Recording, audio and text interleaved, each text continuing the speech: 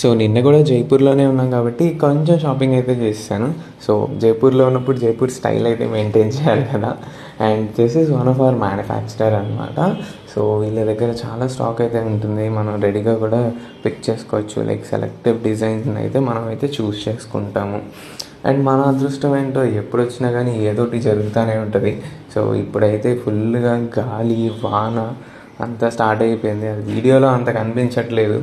Literally వెళ్ళే Rapido driver కూడా, sir కొంచెంసేపు ఆగి వెళ్దామా, వాన పడుతుంది కదా, మనకి బండి డ్రైవ్ చేయడం కష్టంగా ఉంది, అంతగా గాలి వస్తుంది అనమాట.